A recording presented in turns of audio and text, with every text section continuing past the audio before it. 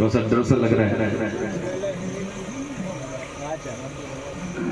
کیا بتاؤں کہ کیا مدینہ ہے. سبحان اللہ سبحان اللہ. آج تک کوئی مدینے کی تعریف نہ کر سکتا، اور جس نے دیکھا نہیں وہ تو سمجھ ہی نہیں سکے. اعلیٰ فرماتے ہیں تمنا لے کے گئے داغ لے کے چلے. فرماتے ہیں مدینے جب بندہ جاتا ہے تو تمنا لے کے جاتا ہے، مگر جب آتا ہے تو داغ لے کے آتا ہے. یعنی مدینہ کیسی جگہ ہے، دکھاتے یا الہی وہ مدینہ کیسی بستی ہے. مگر اللہ تبھی دکھائے گا جب آپ اپنی نیت ٹھیک کرو گے. کچھ لوگ اتنے مالدار ہیں، برا نہ ماننا بھائی، کچہریوں پہ جا کر کے خوب زمینیں لکھوا رہے ہیں، کاریں روز نکال رہے ہیں، نئی نئی کاریں ہر 2 سال میں نکالتے ہیں. اور مدینے کے لیے کیا کہتے ہیں کہ اللہ مدینہ دکھا دے. ارے تو تیری نیت تو مدینہ دیکھنے کی نہیں ہے، تیری نیت تو کار کا شو روم دیکھنے کی ہے، کچہری کی صورت دیکھنے کی ہے. تو وہی دیکھنا. ابھی مدینے شریف کے لیے دعا مانگ رہا ہے، اللہ نے دولت تجھے کیوں دی ہے یہ تو بتا. میرا دل تڑپ رہا ہے، میرا یہ ہو رہا ہے، میرا وہ ہو رہا ہے، اور خوب بینک میں پیسے جمع ہو رہے ہیں اور دل بھی ادھر تڑپ رہا ہے. اور یار میرا بلاوا آئے گا تو جب جائیں گے. اچھا تیرے پر ٹیلی فون آئے گا وہاں سے منسٹری سے کہ تم آ جاؤ بھائی، کہ بلاوا آئے گا. ایک صاحب کہتے ہیں بلاوے کے بغیر نہیں ہو سکتا سید صاحب. میں نے کہا آپ ایسا کریں 1 لاکھ روپیہ مجھے دے دیں، بلاوے کا ہیڈک میرے اوپر چھوڑیں، میں اس کو سمجھ لوں گا. بے وجہ کے بہانے بناتے ہیں. اعلیٰ حضرت تو یہ فرماتے ہیں جو ایک بار جا کے واپس نہیں گیا، اس کے بارے میں فرماتے ہیں پھر نہ کربٹ لی مدینے کی طرف، پھر نہ کربٹ لی مدینے کی طرف. ارے وہ چل جھوٹے بہانے والے، اور ہو گیا دھک سے کلیجہ میرا ہائے رخصت کی سنانے والے. یہ سب وہی سمجھے گا شیر جو مدینہ دیکھ آیا ہے نا. کیا بتاؤں کہ کیا مدینہ ہے، کیا بتاؤں کہ کیا مدینہ ہے، کیا بتاؤں کیا بتاؤں کہ کیا مدینہ ہے. بس میرا مدینہ ہے، بس میرا پڑھو ذرا. بس میرا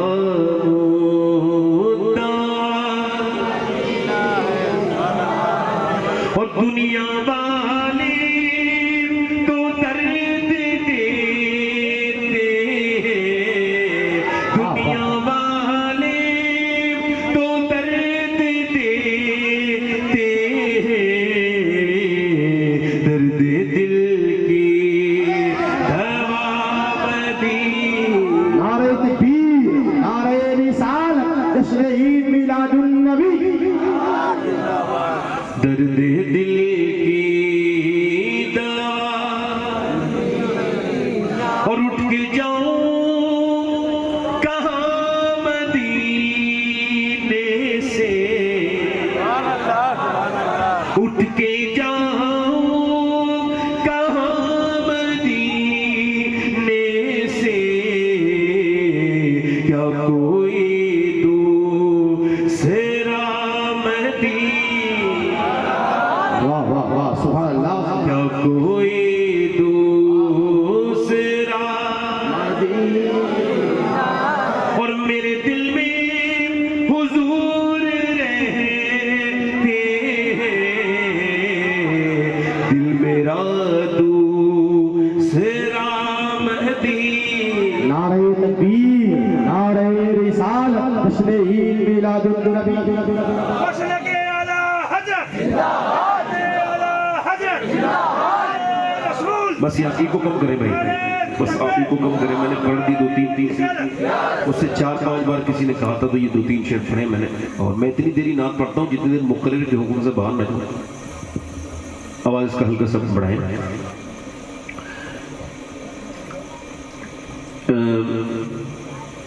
واصف علی واصف فرماتے ہیں نگاہ کا عادل وہ ہے جسے دوسرے کی بہن میں اپنی بہن اور بیٹی میں اپنی بیٹی نظر آنے لگے.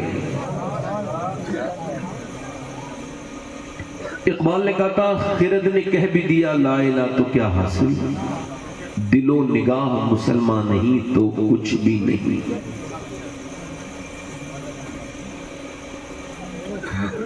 یعنی بیش قیمت اگر کچھ ہے جس کا کوئی بدل نہیں ہے، حالانکہ انسان خود اتنا بیش قیمت ہے کہ اس کی قیمت نہ کہیں مل سکتی ہے نہ کوئی لگا سکتا ہے.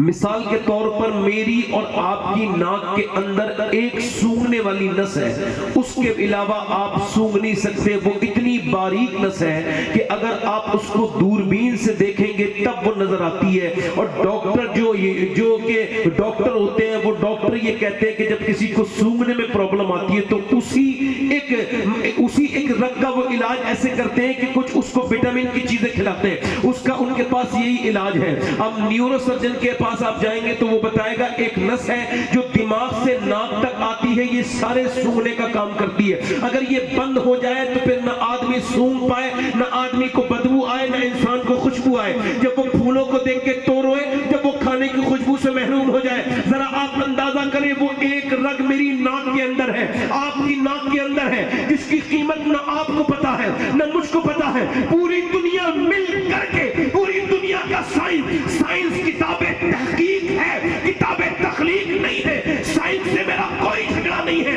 اس نے یہ بتایا ہے کہ چاند یہاں سے 1.25 لاکھ میل دور ہے، مگر اس نے کوئی چاند بنایا تھوڑی ہے. اس نے بتایا ہے کہ ناک کے اندر ایک رگ ہے، تو وہ کتاب تحقیق ہے، کتاب تخلیق نہیں ہے. پوری دنیا کے سائنسداں مل کر بھی آپ کی ناک کی ایک رگ نہیں بنا سکتے. یہ جو ناک کے اندر یہ رگ ہے اور وہ باہر تو نکلی بھی نہیں ہے. عجیب بات ہے بھئی، سونگنے کے لیے باہر کی خوشبو آنا ضروری ہے نا، مگر وہ بند ہے. گوشت سے اسے کور بھی اللہ نے کر دیا ہے، مگر پھر بھی اللہ کا حکم ہے تو سونگ رہا ہے انسان.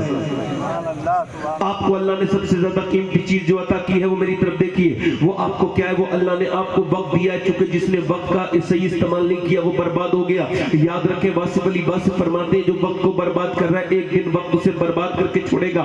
اللہ نے آپ کو کتنی نعمتیں دی ہیں. کبھی آپ نے سوچا؟ ابھی کچھ دنوں پہلے ایک صاحب جو ہے نا وہ سنگر تھا، اور وہ سنگر اتنا مشہور تھا، وہ پڑوسی ملک میں کراچی میں رہتا تھا. اتنا مشہور آدمی تھا کہ اس کو مرسڈیز بھی ملی تھی انعام میں. ایک گھر اس کا کراچی میں تھا، ایک گھر اس کا لاہور میں تھا. یعنی میں پڑوسی ملک کی بات کر رہا ہوں. اور عمر اس کی 18 سال تھی. 19 سال بہت زیادہ پوری دنیا گھومنے لگا. اچانک کیا ہوا کہ طبیعت بگڑنے لگی اور اس کی شادی ہوئی 19 سال کی عمر میں. 22 سال کی عمر میں طبیعت زیادہ بگڑ گئی. اور جب اس نے علاج کرایا تو پتا چلا کہ دونوں گردے فیل ہو گئے. اب جب گردے فیل ہوئے تو اب ڈاکٹر کو دکھانے کے لیے جانے لگے. ہسپتالوں میں پیسے خرچ ہونے لگے. ایک گھر بکا، دوسرا گھر بکا، کاریں بکی، ساری چیزیں بک گئیں. پھر اس کے بعد اس کے نام کے چندے ہونے لگے. کل تک جو اسٹیجوں پر گاتا تھا آج وہ بھیک مانگ رہا ہے، کوئی مجھے کچھ دو، مجھے علاج کرانا ہے. اس کے بچے 2 تھے. اب ذرا غور کریں، جب وہ بالکل ہاسپٹل میں چلا گیا، اسد اس کا نام تھا، جب وہ ہاسپٹل میں چلا گیا اور جب اس کو ڈائلیسس ہوتا تھا. ڈائلیسس کیا ہوتا ہے؟ اللہ سب کو محفوظ رکھے. یہ جب گردے کام نہیں کرتے تب ڈائلیسس کیا جاتا ہے. اللہ اکبر. اس سے کسی نے پوچھا یہ بتاؤ اسد کہ آپ کو کسی چیز کی خواہش رہ گئی؟ تو وہ رو کے بولا کہ میں نے اپنی زندگی میں بڑے گانے گائے، بڑے اسٹیجوں پہ جا کر کے لوگوں کو گھمایا، مگر آج افسوس کر رہا ہوں کہ آخرت کا وقت ہے، موت میرے قریب آ رہی ہے. میں سوچ رہا ہوں کہ کاش میں نے اسٹیجوں پر گانے کے بجائے اپنے نبی کی نعت پڑھی ہوتی.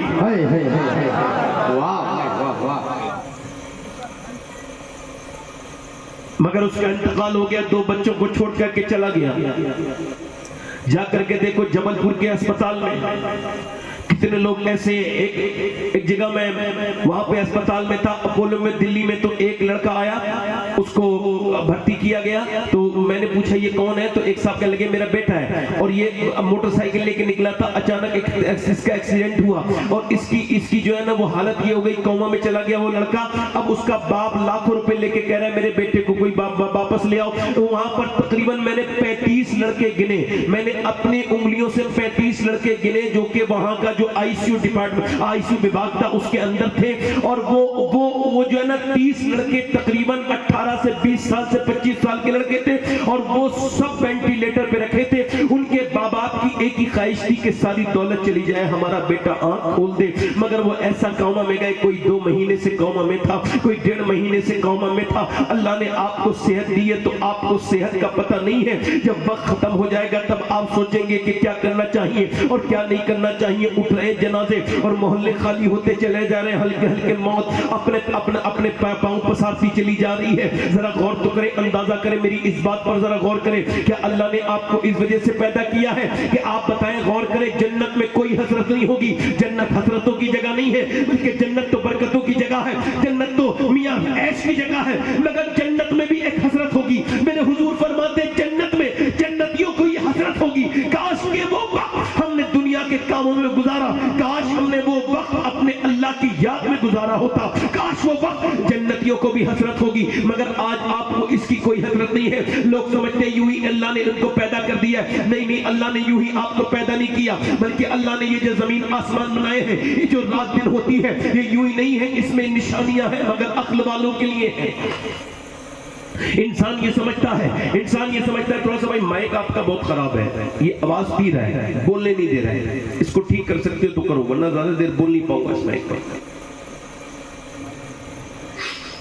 میں عرض کر رہا تھا آپ حضرات سے، لوگ یہ سمجھتے ہیں معاذ اللہ، لوگ یہ سمجھتے ہیں کہ یوں ہی ان کو پیدا کر دیا گیا ہے، مگر نہیں، ہر چیز کا حساب ہونے والا ہے۔ اچھا، جو جس حال میں اٹھے گا وہ اسی حال میں جس حال میں مرے گا اسی حال میں اٹھایا جائے گا۔ ابھی ذرا غور کریں آپ حضرات، وہ لڑکے جو راتوں کو تنہائیوں میں گندی تصویریں دیکھتے ہیں، جو تصویریں دیکھ کر کے سوتے ہیں، اگر اسی حال میں وہ مر جائیں اور پھر قیامت کے دن پھر اسی حال میں اٹھائے جائیں تو پھر کیا ہوگا؟ ذرا غور تو کریں، آپ توجہ کریں، اللہ نے آپ کو کیوں پیدا کیا تھا؟ حضرت امام حسن بصری رضی اللہ تعالیٰ عنہ مولا علی کے خلیفہ ہیں، اور کتنے بڑے بزرگ ہیں، ان کے بارے میں سوچیے ذرا۔ انہوں نے سیدہ ام سلمہ کا دودھ پیا ہے، یعنی حضور کی بیوی کا انہوں نے دودھ پیا ہے، اور وہ کتنے بڑے تابعی ہیں، حضرت علی کے خلیفہ ہیں، مرید ہیں۔ وہ کہتے ہیں میرا ایک مرید تھا حافظ قرآن تھا، فرماتے ہیں وہ حافظ قرآن تھا، وہ میرے پاس آیا، اس سے بہترین پکا حافظ قرآن پورے بصرہ میں کوئی نہیں تھا، وہ میرے پاس آ کے بولا میں برباد ہو گیا حضور۔ میں نے پوچھا کیا ہوا؟ کہنے لگے حضور میں کہیں کا نہ بچا، کل سے قرآن کا ایک لفظ بھی یاد نہیں۔ میں نے پوچھا کیا ہوا تھا؟ کل ایک لڑکی مجھے پسند آ گئی، وہ کہنے لگا میں اس کے پیچھے جا رہا تھا، اس نے پلٹ کے مجھے دیکھا اور کہا تجھ کو شرم نہیں آتی؟ ایک تو تو حافظ قرآن اور اس کے بعد تو مسلمان، اس کے بعد حافظ قرآن، تو دوسرے کی لڑکیوں کے اوپر بری نظر ڈالتا ہے، مسلمان ہو کے بری نظر ڈالتا ہے۔ بلکہ تیرے نبی نے تو یہ سکھایا کہ حضرت سلمان فارسی کے سامنے ایک عورت بغیر دوپٹے کے آئی، نبی نے فرمایا لو سلمان میری چادر اس کے سر پہ رکھ دو۔ سلمان بولے حضور یہ مسلمان کی بیٹی نہیں ہے، یہ تو غیر مسلم کی بیٹی ہے۔ فرمایا غیر مسلم کی بیٹی ہوئی تو کیا ہوا، ہے تو کسی کی بیٹی، تو اس کا سر ڈھک دے، قیامت کے دن اللہ تیرے گناہوں کو ڈھک دے گا، مگر آج تو میرا پیچھا کر رہا ہے۔ کہتے اس کے الفاظ میرے سینے میں ایسے اترے ہیں کہ اس کے پاس سے گھبراہٹ پیدا ہوئی، اور اب میں قرآن پڑھتا ہوں تو مجھے قرآن یاد نہیں رہتا، حضور قرآن کا ایک ہر لفظ بھی مجھے یاد نہیں۔ اب میرے لیے دعا کر دیجئے، کہیں ایسا نہ ہو میرا اللہ مجھ سے ناراض ہو جائے، ابھی تو میرے دل سے قرآن نکلا ہے، کہیں ایسا نہ ہو میرے سینے سے ایمان نہ نکل جائے، میرا اللہ مجھ سے ناراض نہ ہو جائے۔ امام حسن بصری اتنا روئے کہ پوری داڑھی بھیگ گئی، اور اللہ سے عرض کرنے لگے مالک میرے مرید کو معاف کر دے۔ اللہ نے فضل کیا اور مرید کا قرآن واپس آ گیا، نہ تو اب ایسے پیر ہیں نہ ایسے اب مرید ہیں۔ مریدوں نے پیروں کو یہ سمجھ رکھا ہے کہ یہ ہمارا بھلا کریں گے، اور پیر یہ سوچتے ہیں کہ مریدوں سے ہمارا بھلا ہے۔ اسی طرح سے یہ کاروبار چل رہا ہے، کسی کو نہیں خبر کہ پیر کس کے لیے کیا کہتا ہے۔ میری طرف توجہ کریے آپ حضرات، غور کیجیے۔ امام حضرت سیدنا جنید بغدادی اپنے مرید کے پاس گئے اور وہ مرنے کے عالم میں تھا، آپ نے فرمایا قرآن پڑھ، اس نے قرآن نہیں پڑھا بلکہ کہا قرآن سے نفرت کرتا ہوں۔ آپ نے اس کے سامنے فرمایا کلمہ پڑھ، اس نے کہا کلمے سے نفرت، اسلام سے نفرت۔ 40 دن جنید بغدادی لگاتار روتے رہے، مولا میرا مرید کیسے ایمان پر خاتمہ نہیں ہوا۔ 40 دن کے بعد خواب میں دیکھا جہنم میں فرشتے لے کر کے جا رہے ہیں، گھسیٹ کر کے، تجھے کس چیز نے برباد کر دیا؟ کہ حضور 3 گناہ مجھے 2 گناہ کرتا تھا چھپ کر، میں گناہوں کا، میں لوگوں کے سامنے تو نیک تھا مگر تنہائی کا چور تھا، शराब का प्याला पी लिया करता था, कभी कभी शराब पीता था। इस और दूसरा गुनाह ये था कि मैं दूसरों की लड़कियों को बुरी नजर से देखता था। फिर अल्लाह मुझसे नाराज हो गया, मेरा ईमान छिड़ गया। अब मैं हमेशा हमेशा के लिए जहन्नमी बन गया। मैं बचूंगा नहीं, मैं बचूंगा नहीं। अब मैं मुझे कोई नहीं बचा सकता, क्योंकि मेरा ईमान छिड़ गया। मुझे बताओ नौजवानों, ये जो तूने इंस्टाग्राम देख करके, आदि कपड़ों की लड़की देख करके और फिर अपना इंस्टाग्राम बंद करके तू सो गया है, बता अगर इसी हाल में तेरा मौत आ जाए और तेरा रब तुझसे नाराज हो जाए, तेरा ईमान छिन जाए, तो बोल क्या करेगा? बता क्या करेगा? वो फेसबुक देख करके बंद करने वाले, क्या तेरा अल्लाह तुझे देख नहीं रहा है? मेरे दोस्त, मेरे भाई, बता जमीन खा गई, आसमां कैसे कैसे हुए बेनिशान, नौजवान कैसे कैसे जमीन खा गई, आसमां कैसे कैसे। ये दुनिया को लगा, दुनिया के चक्कर में लगे हुए आप लोग। मुझे बताओ, आप अल्लाह ने इस वजह से पैदा किया था कि फेसबुक देखते रहो? इतने देखो, मैंने कितने मौलाना लोगों को देखा है वो भी फेसबुक देखते हैं, शर्म नहीं आती आप लोगों को? मैं तो फेसबुक नहीं चलाता, मैं किसी का मुखालिफ नहीं फेसबुक का, मगर याद रखो जिस चीज में फितना हो उसे छूना नहीं चाहिए। फेसबुक में अचानक गंदी तस्वीरें आ जाती हैं, मैं इस वजह से नहीं चलाता कि मैं उससे बच नहीं सकता, एकदम देखी मेरी नजर पड़ी जाएगी। ना फेसबुक चलाऊं ना इंस्टाग्राम चलाऊं, क्योंकि मुझे अल्लाह ने इस वजह से पैदा नहीं किया है। लोग कहते हैं अब तो आपकी तकियानूसी सोच है। हाँ ठीक है, तकियानूसी सोच ही सही, मगर ईमान बचाना फर्ज है, लाजिम है, जरूरी है। आंखों की हिफाजत करना जरूरी है। अगर कहीं खतरा है तो नहीं जाना चाहिए। बाजार को इस वजह से नापसंद किया गया है कि वहां पे गंदे मनाजिर होते हैं। अब बाजार जाने की जरूरत नहीं, मोबाइल खोल लो, सारे गंदे मनाजिर उसी में आ जाते हैं। और नौजवान, अल्लाह ने तुझे इंस्टाग्राम के लिए जिंदगी नहीं दी थी, यूट्यूब के लिए जिंदगी नहीं दी थी, तुझे अल्लाह ने इस वजह से जिंदगी नहीं दी थी कि तू यूट्यूब को देखता रहे। तू जरा गौर करना कि तूने 4-4 घंटे रोज यूट्यूब देखा है, तो गौर करना तूने कितनी देर देर तक के अपने अल्लाह को नाराज किया है। अल्लाह ने तुमको जिंदगी चौराहे पे बैठ के गीबतें करने के लिए नहीं दी, दूसरों को ऐप निकालने के लिए नहीं दी, इंस्टाग्राम के लिए नहीं दी, यूट्यूब के लिए नहीं दी, आपको फेसबुक के लिए नहीं दी, स्नैपचैट के लिए नहीं दी, पबजी गेम के लिए नहीं दी, तुझे कैंडी क्रैश करने के लिए अल्लाह ने जिंदगी नहीं दी है। बल्कि बरेली से आवाज आ रही है, जिंदगी ये नहीं है सभी के लिए, जिंदगी है नबी की, नबी के। नारे तकबीर, नारे रिसालत, पैगामे इस्लाम, मज़हबे इस्लाम, जश्न ईद मिलादुन नबी। सुभान अल्लाह, सुभान अल्लाह। जिंदगी दी गई है, जिंदगी दी गई है नबी के लिए, ना समझ पर मरते हैं, जिंदगी के लिए जीना मरना है सब कुछ नबी के लिए। मगर मेरा इमाम जब बोला, पोते ने ऐसे कहा, तो दादा बोला, जमीनो जमा तुम्हारे लिए, मकीनो मकान तुम्हारे लिए, बने दो जहां तुम्हारे लिए, दहन में ज़बान तुम्हारे लिए, बदन में है जान तुम्हारे लिए। ये तो हुजूर ताज शरिया तो आला हजरत के इश्क का मजहर है। इश्क देखना है तो आप आला हजरत के अंदर देखो, जरा जोर से तो बोलो सुभान अल्लाह। तो ये जो जिंदगियां हैं आपकी, इधर देखो मेरे भाइयों, न जाने कितने, मगर हुजूर के मीलाद का पैगाम क्या है? मीलाद शरीफ आज मनाने आए हैं, मैं भी मनाने आया हूँ। मीलाद का क्या मतलब है? मीलाद का ये मतलब है कि झंडी लगा ली जाए, घर को सजा लिया जाए। ये आपकी मोहब्बत है, ये सजाओ, इसमें कोई बुराई नहीं। मगर इस बार का मीलाद जरा थोड़ा अलग तरीके से लगाओ। झंडी लगाना अपनी जगह है, झंडियां लगाना अपनी जगह है, और मियां जुलूस निकालना अपनी जगह है। ये तुम्हारी मोहब्बत है, इसको छोड़ना कभी नहीं। मगर एक बात याद रखो, झंडी लगाओ मत लगाओ, नबी के पैगाम को आम करो, यही मीलाद है। चाहे जुलूस निकालो मत निकालो, अपने नबी के पैगाम को आम करो। आज क्या इस बार ऐसा मीलाद मनाओ कि अपने माँ बाप अगर नाराज है तो उन्हें मनाओ, फिर मीलाद मनाने की जरूरत नहीं है। नबी की शरीयत को मानना ही नबी का मीलाद है। नारे तकबीर, नारे रिसालत। बहन नाराज हो गई हो तो थोड़ा सा इसमें भाई बेस बढ़ा दे। अल्लाह का शुक्र है कि मैं सरकारी मुकर्रिर हूं, यानी मेरी आवाज कभी अल्लाह का शुक्र है कि परेशान नहीं करती है। नहीं मेरी माइक बदल दे, आप दुरूद शरीफ पढ़ो। बोलिए सुभान अल्लाह।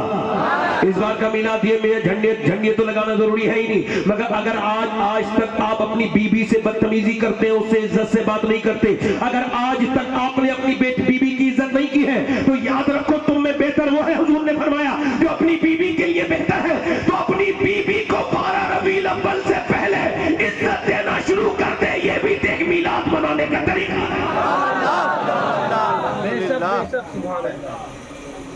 اگر اپنے بچوں کے ساتھ بیٹھ کر کے تم نے نمازیں نہیں پڑھی تو پڑھو نمازیں اپنے بچوں کے ساتھ۔ یہ صحیح سا میلاد ہے نہیں کہ میلاد، یہ میلاد شریف حضور کے آنے کا مقصد تو بھول گئے ہم لوگ۔ سرکار جو دنیا میں تشریف لائے کیا لے کر کے آئے؟ سبحان اللہ، ایک عرب نے آدمی کا بول والا کر دیا۔ توجہ کرو، ذرا غور کرو، آپ حضرات ذرا غور کرو۔ میرے نبی پاک کی زندگی میں میرے نبی پاک کی زندگی بے مثال ہے، بے مثل و بے مثال ہے۔ ذرا غور تو کرو، آپ نبی پاک کہاں تشریف لے کر کے آئے؟ مکے میں تشریف لے کر کے آئے۔ وہ جو نہ تھے تو کچھ نہ تھا، وہ جو نہ ہو تو کچھ نہ ہو، جان ہے وہ جہان کی جان ہے تو جہان ہے۔ ذرا غور تو کرو، آپ توجہ کرو، ذرا توجہ کریں، آپ ذرا غور کریں۔ میرے نبی پاک کا میلاد کیا ہے؟ میرے نبی کا میلاد تو وہ میلاد ہے کہ اگر نبی پیدا نہ ہوتے تو پھر کچھ بھی نہ ہوتا، نہ میں ہوتا نہ آپ ہوتے۔ وہ جو نہ تھے تو کچھ نہ تھا، وہ جو نہ ہو تو کچھ نہ ہو۔ نبی پاک تشریف لے کر کے آئے ہیں، مگر میاں دنیا میں آنے والے تو بہت آئے۔ آدم بھی دنیا میں تشریف لے کر کے آئے، نوح بھی دنیا میں تشریف لے کر کے آئے، الیاس بھی دنیا میں آئے۔ ذرا غور کریں، اب زکریا بھی دنیا میں تشریف لے کر کے آئے، یحییٰ بھی دنیا میں تشریف لے کر کے آئے، یوسف بھی دنیا میں تشریف لے کر کے آئے علیہ السلام۔ سارے نبیین، سارے رسولان اعظام تشریف لے کر کے آئے، مگر نبی کا تشریف لانا بھی بے مثل و بے مثال ہے۔ میرے اعلیٰ حضرت فرماتے صبح طیبہ میں ہوئی، بٹا ہے بڑا نور کا، صدقہ لینے نور کا آیا ہے تارا نور کا۔ اب مجھے بتاؤ، مکے میں پیدا ہوئے ہیں نبی، مگر اعلیٰ حضرت فرما رہے ہیں صبح طیبہ میں ہوئی، بٹا ہے بڑا نور کا۔ شعر ہے حضور کی ولادت کا، اور حضور پیدا ہوئے ہیں مکے میں، مگر اعلیٰ حضرت مدینہ کیوں کہہ رہے ہیں؟ کیوں؟ اس وجہ سے ایک صاحب نے سوال کیا تو میں نے ایک روایت پڑھی تھی کہ ایک ستارے کے بارے میں لکھا تھا یہودیوں کی کتابوں میں، ایک ستارہ سرخ رنگ کا جب چمکے گا تو اس کے چمکنے کے بعد آخری نبی دنیا میں تشریف لائیں گے۔ یہودی انتظار کرتے تھے، روز صبح کو دیکھتے تھے وہ ستارہ چمکا کہ نہیں چمکا۔ روز یہودی صبح کو دیکھتے تھے، یہودی مکہ میں نہیں تھے، مدینے میں تھے۔ مدینے کے یہودیوں نے جب اس ستارے کو ایک دن دیکھا تو پوچھا اس مدینے میں کسی کے یہاں بچہ پیدا ہونے والا ہے؟ کہا ابھی تو کوئی عورت حاملہ نہیں ہے۔ پتہ لگا، انہوں نے جب خبر لگوائی تو پتہ لگا مکے میں عبداللہ کے یہاں پر آمنہ کا لال دنیا میں تشریف لانے والا ہے۔ وہ بولے وہ کوئی عام بچہ نہیں ہوگا، وہ وہی آخری پیغمبر ہے جس کی بشارت ہماری کتابوں میں موجود ہے۔ تو میرا امام بریلی سے بولا صبح طیبہ میں ہوئی، بٹا ہے بڑا نور کا، صدقہ لینے نور کا آیا ہے تارا نور۔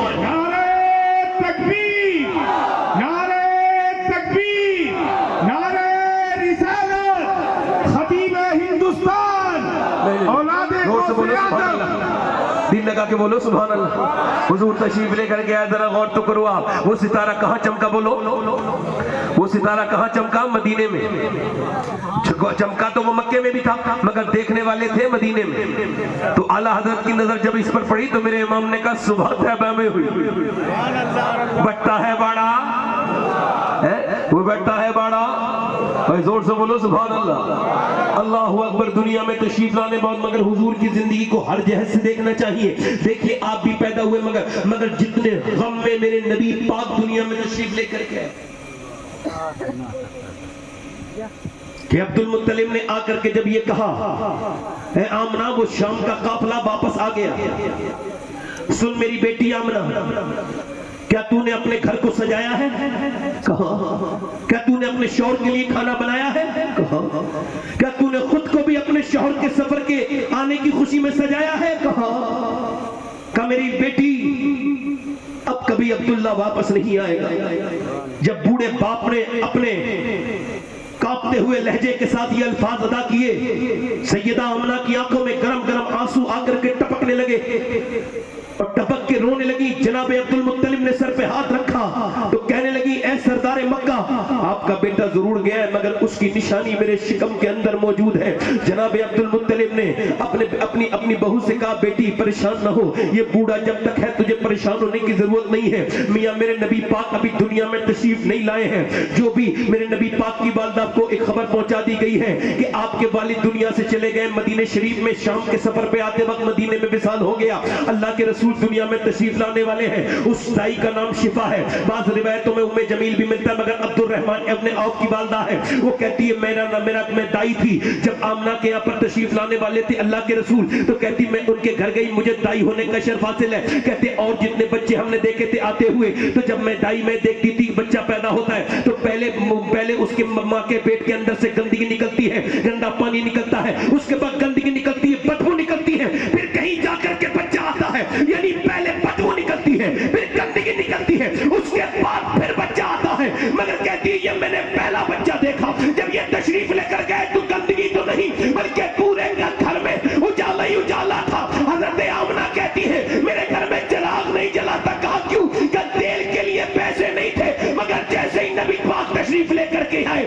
وہ کہتی ہیں اور بچے جب آتے تھے وہ پیدا ہوتے تھے، ان کو باہر نکالا جاتا تھا، ان کی ناف کے ساتھ ان کی ماں کی نال کے ساتھ ان کی آدگت پر ملی بھی ہوتی تھی، اس کو کاٹا جاتا تھا، مگر یہ جب آئے نبی پاک تشریف لائے تو نال جڑی بھی نہیں تھی بلکہ قدرتی کٹی بھی تھی، حضور تشریف لے کر کے آئے، سیدہ آمنہ نے حضور کو دیکھا، جناب شفا کہنے لگی او آمنہ میں نے بچے تو بہت دیکھے مگر تیرے بچے کی طرح خوبصورت میں نے بچہ نہیں دیکھا۔ سیدہ آمنہ نے اپنے بچے کو دیکھ کے رونا شروع کر دیا، جناب شفا کہتے ہیں، جب جناب شفا کہتی ہے کہ آپ روتی کیوں ہیں؟ کہ میں اس وجہ سے روتی ہوں کہ کاش اس کا باپ عبداللہ بھی ہوتا تو اپنے بیٹے کو دیکھ لیتے۔ کہتی ہے میں نے نبی پاک کو جب نیچے کو رکھا، اللہ کے رسول کو جب نیچے کو رکھا تو کہتی ہے میں نے ان کو پیٹ کے بل لٹالا تھا، اچانک وہ مڑ گئے اور مڑنے کے بعد بالکل سجدے کی پوزیشن میں، ایسا نہیں کہ آپ جب پٹ گر گئے ہو، نہیں، آپ نے بالکل سجدے کی طرح سجدے کیا، ہاتھ اٹھائے اور سجدہ کیا، اور سجدہ کرنے کے بعد دنیا کو یہ پیغام دے رہے ہیں اے میرے امتیوں میں میلاد ضرور لے کے آیا ہوں، مگر میرا میلاد ہوا ہے مگر میں نماز ساتھ میں لے کر کے آ رہا ہوں، دیکھو میلاد بھی منانا اور نماز بھی پڑھتے رہنا، یہ نبی پاک کا پیغام تھا کہ حضور نے آ کر کے سجدہ کیا، میرے نبی نے آ کر کے سجدہ کیا، اور وہاں کا اصول یہ تھا کہ وہاں پہ عورتوں کو وہ پالنے کے لیے مکے کے لوگ دیتے تھے، کیونکہ مکے میں لوگ آتے تھے، زیادہ بیماریاں بھی آ جاتی تھی، تو مکے کے لوگ یہ نہیں چاہتے تھے کہ ان کے بچہ بیمار ہو، ان کا بچہ بیمار ہو، یا پھر عرب کے لوگ یہ چاہتے تھے کہ ہماری عربی زبان مضبوط رہنی چاہیے، یعنی ہر جگہ کا آدمی آتا ہے، وہاں شامی لوگ بھی آتے، ایران کے لوگ بھی آتے مکے میں کاروبار کرنے، تو کسی کی آواز کا کسی کے انداز کا اثر نہ پڑے، تو انہوں نے وہ کیا کرتے تھے کہ قبیلے کی عورتوں کو دے دیا کرتے تھے، ادھر سے 10 عورتیں ادھر سے نکلی ہیں اور وہ قبیلے بنی سعد کی عورتیں ہیں، وہ طائف سے کوئی 50 کلومیٹر دور قبیلے بنی سعد ہے، وہاں سے وہ نکلی ہیں، اور نکلنے کے بعد سیدہ حلیمہ سعدیہ ساتھ میں ہے، حلیمہ کی اونٹنی پیچھے رہ جاتی ہے، وہ اپنی اونٹنی روک کے انتظار کرتی ہے، پھر حلیمہ کی اونٹنی نیچے رہ جاتی ہے، پیچھے رہ جاتی ہے، پھر وہ انتظار کرتی ہے، یہاں تک کہ مکے کے در و دیوار نظر آنے لگے، عورتیں بولی حلیمہ ہمیں معاف کرنا، پورے راستے ہم تمہارا انتظار کرتے آئے ہیں، تمہاری اونٹنی چلنے کا نام نہیں لیتی، اب ہم کو جانے دو، کہا ٹھیک ہے آپ چلی جاؤ، وہ آگے گئی، مگر جب سیدہ حلیمہ گئی انہوں نے جا کر کے دیکھا سارے بچے جا چکے تھے، ایک دائی جاتی حضور کو دیکھ کے آتی ہے اور کہتی ہے ان کے باپ ہے، سیدہ آمنہ کہتی تھی نہیں اس کے والد تو نہیں ہے، یتیم بچہ ہے، کوئی اٹھا کر نہیں لے جاتی، سیدہ آمنہ کی آنکھوں میں آنسو آنے لگے، کہنے لگی میرے بچے اپنا دل تھوڑا مت کرنا، ان عورتوں کو تیرا مرتبہ نہیں پتا ہے، کوئی عورت اٹھا کر کے نہیں لے جا رہی ہے، یہ میرے آمنہ کے لال تشریف لائے، ساری عورتیں کہتی ہیں اس غریب بچے کو لے کر کے کیا کریں گے، اس کا تو باپ ہی نہیں ہے، ذرا توجہ کریں، سیدہ آمنہ آئی، آ کر کے انہوں نے پوچھا کوئی بچہ کا، ایک بچہ بچا ہے، آخری نبی بچا ہے، ان کا ٹھیک ہے، حضور کے اوپر کپڑا تھا، کپڑا جب ہٹایا حلیمہ کی آنکھیں پھیلی کی پھیلی رہ گئی، کہنے لگی میرے گاؤں میں نے آج تک اتنا خوبصورت بچہ نہیں دیکھا، سیدہ آمنہ والی تو گاؤں کی بات کرتی ہے، میں تو مدینے شہر کی رہنے والی ہوں، میں نے بھی کبھی اپنے شہر میں ایسا بچہ نہیں دیکھا، عبد المطلب آئے، آ کر کے بولے تم صرف مکہ مدینے کی بات کرتی ہو، میں نے دنیا کے کتنے ملک گھومے ہیں، میں نے بھی اپنے پوتے کی طرح بچہ نہیں دیکھا، بریلی کا امام بولا، بریلی کے ہی بولے سدرا والے، جمنے جہاں کے تھالے سبھی میں نے چھان ڈالے، تیرے پائے کا نہ پایا تجھے یک نہیں یک۔ نعرہ تکبیر، نعرہ رسالت، خطیب ہندوستان، سبحان اللہ سبحان اللہ۔ تجھے حلیمہ نے گود میں لے لیا، جب چلی ہے تو پھر اونٹنی کتنی تیز چلی ہے تو سنا ہی ہوگا نا۔ ہم آگے بڑھتے ہیں، حضور کی عمر 6 سال ہو گئی۔ کتنی سال ہو گئی؟ 6 سال۔ حضور نکلتے ہیں تو پیڑ حضور کو سلام کرتے ہیں، پتھر حضور کو سلام کرتے ہیں۔ حضور نکلتے ہیں، میرے رحمت عالم نکلتے ہیں، میرے نبی پاک نکلتے ہیں، میرے سرکار نکلتے ہیں، مگر سیدہ آمنہ نے ایک دن کہا عبد المطلب اجازت دو، اے سردار مکہ میں کہ جانا چاہتی ہوں، مدینے میں میں اپنے شوہر کی قبر پہ جانا چاہتی ہوں۔ تو کہا کہ میرا بیٹا جب گیا تھا تو واپس نہیں آیا، اے میری بہو آمنہ میرا دل نہیں کرتا کہ میں تجھے بھیجوں۔ سردار مکہ جب یہ کہتے تھے تو آنکھوں میں نمی آ گئی، پوتے کو ایک منٹ بھی دل سے اپنے سے دور کرنا گوارا نہیں ہے، میری بیٹی آمنہ نہ جا۔ آمنہ کہنے لگی کہ آپ مجھے میرے شوہر کے پاس قبر پہ نہیں جانے دیں گے؟ مجھے میں کہ نہیں اجازت دیں۔ جب زیادہ اصرار کیا تو انکار نہ کر سکے۔ سیدہ آمنہ ام ایمن کے ساتھ 3 لوگ سفر پہ چلے، مکے سے مدینہ شریف پہنچے 450 کلومیٹر دور۔ جب مدینے میں حضور کی انٹری ہو رہی تھی، حضور 6 سال کے اونٹ پر بیٹھے تھے، یہودیوں نے دیکھا تو آنکھیں پھیل گئیں۔ سارے یہودی بولے جس نبی کی بشارت تھی وہ نبی مجھے لگتا ہے کہ مدینے میں آ گئے۔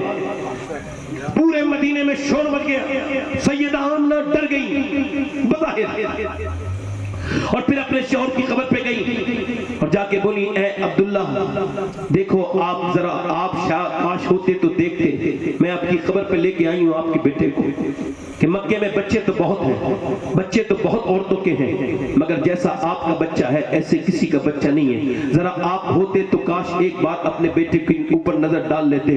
نبی پاک کا چہرہ اللہ نے ایسا چہرہ کسی کا بنایا ہی نہیں جیسے حضور کا چہرہ ہے، اللہ نے ایسا چہرہ بنایا۔ میرا امام کہتا ہے وہ کمال حسن حضور ہے کہ گمان نفس جہاں نہیں۔ اللہ اکبر، ذرا غور تو کریں آپ، اللہ اکبر۔ حضور بچپن میں بچے کھیلتے ہیں کائے سے؟ کھلونے سے۔ میرے حضور چاند سے کھیلا کرتے تھے، میرے حضور چاند سے کھیلا اس لیے کھیلتے تھے آقا، بچپن میں اس لیے کھیلتے تھے آقا چاند سے، وہ سراپا نور تھے اور وہ کھلونا نور کا۔ چاند جھک جاتا جدھر انگلی اٹھاتے مہد میں کیا ہی چلتا تھا اشاروں پر، کھلونا نور کا۔ سیدہ آمنہ نے اپنے شوہر کی قبر پہ پہلے سلام دعا کیا، اس کے بعد اپنے بیٹے کو لے کے چلی۔ تاریخ گواہ ہے، تاریخ شاہد ہے، ابا کے ٹیلے آج بھی کبھی آپ سفر کریں گے مکے مدینے کا تو جائیے۔ جب میں پہلی مرتبہ وہاں پر گیا تھا، وہاں پر ابا کے مقام پر، کہاں پر؟ جہاں سیدہ آمنہ سخت دھوپ کے اندر لیٹ گئی تھی، اور سخت دھوپ کے اندر لیٹ کے بولی او ام ایمن جلدی سے میرے بیٹے کو بلا لے۔ ام ایمن نے کہا ذرا میں چادر تو بچھا دوں، آپ ایسے کیوں لیٹ گئی؟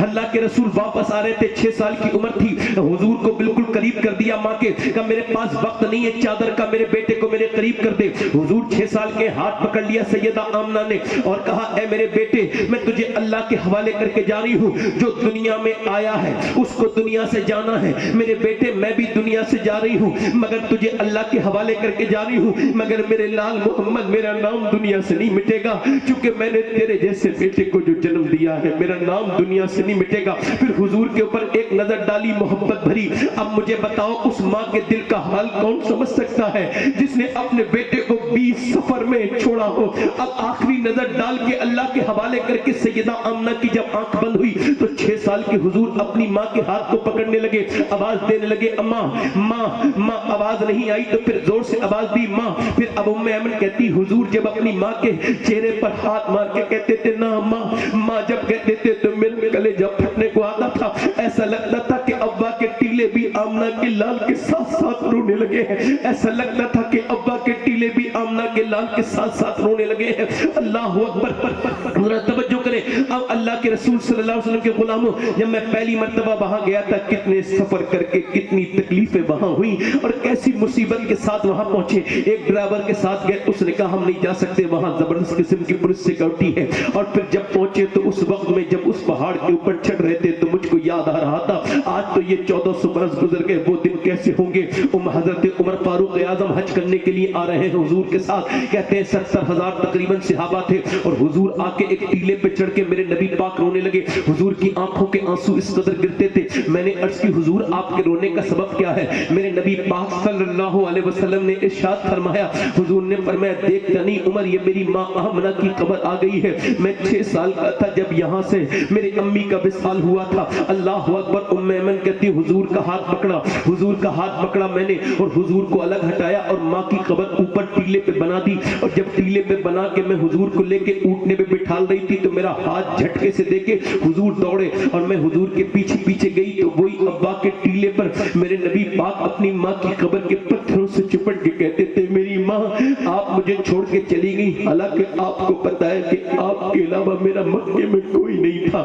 اللہ اکبر. حضور اپنی ماں کی قبر کو پاک کو بیٹھ کر کے روتے ہیں. آج آپ اپنی ماں کے ساتھ کیسا سلوک کرتے ہیں؟ آپ کو اپنی ماں سے کتنا پیار ہے؟ تمہاری مائیں گھروں میں قحط کی زندگی گزار رہی ہیں, ڈرتی ہیں بیچاریاں.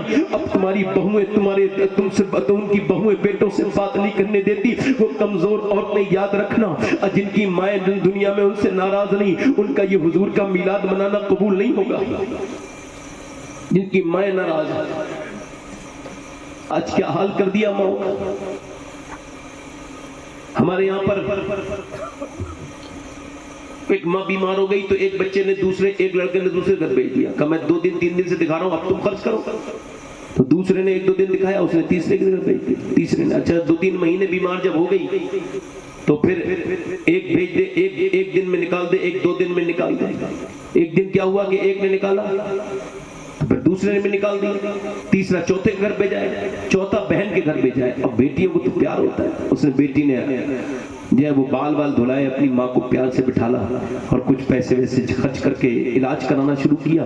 اس کا شوہر جب آیا تو اس نے دیکھا, کہا اچھا تیرے بھائی جو ہیں وہ دولت اس کی لیں گے بچی بھی بڑھیا کی اور میرے گھر میں رہے گی. اس نے اپنی ساس کو دھکا مار دیا, دھکا مارا تو وہ منہ کے بل گری. اب وہ 75 سال کی بوڑھی تھی, پھر اٹھ کبھی نہ پائی. اللہ اکبر. یہ حال ہے اس قوم کا.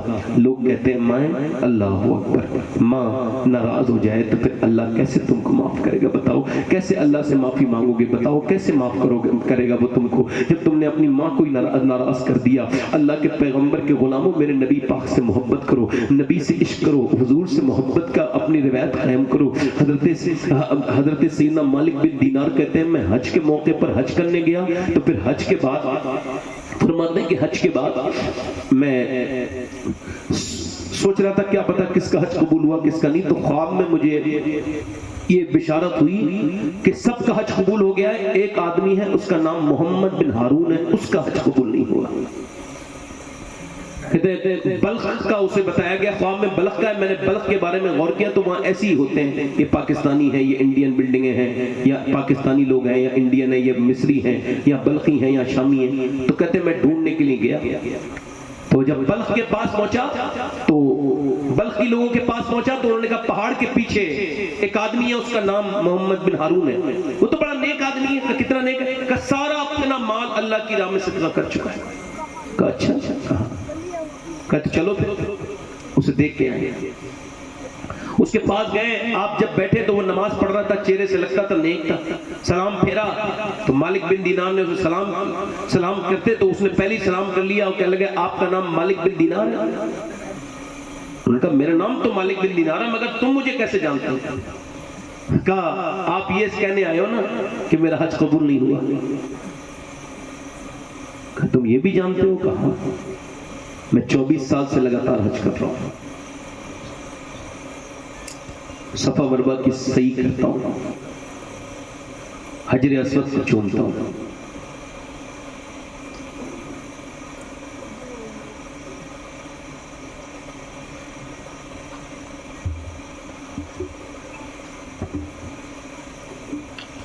اور کسی صاحب کو جانا ہے؟ جلدی جاؤ, میں تو فالتو آدمی ہوں, مجھے کوئی کام ہی نہیں ہے. مجھے کام نہیں ہے, کوئی اس وجہ سے بیٹھا ہوں.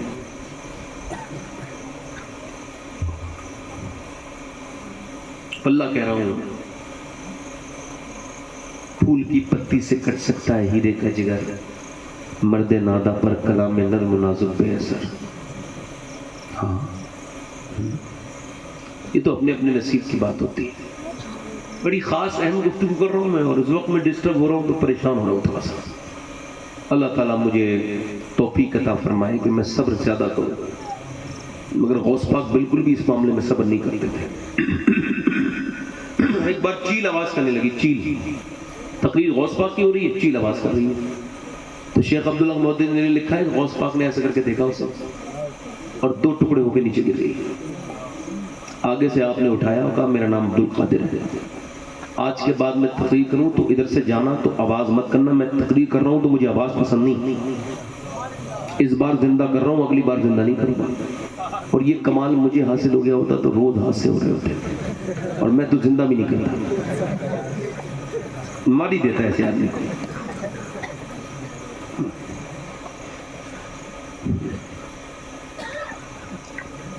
خیر میری تقریر ہو گئی ماشاءاللہ، 1 گھنٹہ ہو گیا. اللہ آپ کو جزائے خیر عطا فرمائے. انشاءاللہ پھر کبھی ملاقات ہوئی تو تقریر کریں گے انشاءاللہ. اللہ آپ کو سلامت رکھے، باکرامت رکھے. وما علینا الا البلاغ. السلام علیکم ورحمۃ اللہ.